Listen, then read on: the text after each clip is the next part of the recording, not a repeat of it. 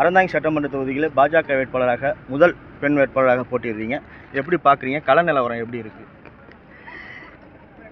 தேர்தல் அறிவித்ததுக்கப்புறம் வேட்புமனு தாக்கல் முடிஞ்சதுக்கப்புறம் உடனடியாக பிரச்சாரத்தை ஆரம்பிச்சிட்டோம். இப்போ எல்லா இடத்துக்கும் கிராமமாக போயிட்டுருக்கோம், மக்களை சந்திச்சிட்ருக்கோம். நல்ல ஒரு வரவேற்பு இருக்குது. இந்த பகுதி மக்கள் ஒரு மாற்றத்தை எதிர்பார்க்குறாங்க. நிச்சயமாக இந்த தடவை ஒரு மாற்றம் வேணும். இந்த தொகுதியில் ஏற்கனவே இருக்கக்கூடிய காங்கிரஸ் எம்எல்ஏ எந்த ஒரு வளர்ச்சி திட்டங்களையும் மக்களுக்கு கொண்டு வரல. நல்ல ஒரு அதிருப்தியில் இருக்கிறாங்க.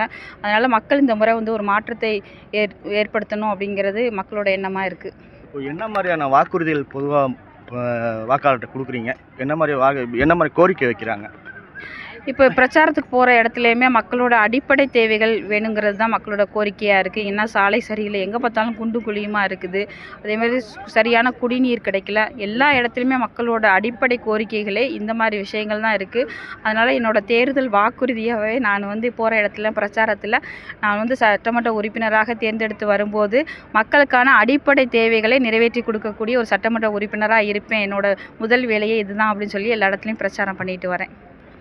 மாற்றுக் கட்சி வேட்பாளர்லாம் தொடர்ந்து 2 முறை 3 முறைலாம் எம்எல்ஏ இருந்திருக்காங்க, திருப்பி நிற்கிறாங்க. அவர் கட்சி நடிகர்லேருந்து ஒரு கட்சி வேட்பாளராக நிற்கிறாங்க. இப்படி மாற்றுக் கட்சி வேட்பாளர்லாம் நீங்கள் எப்படி சந்திக்க போகிறீங்க?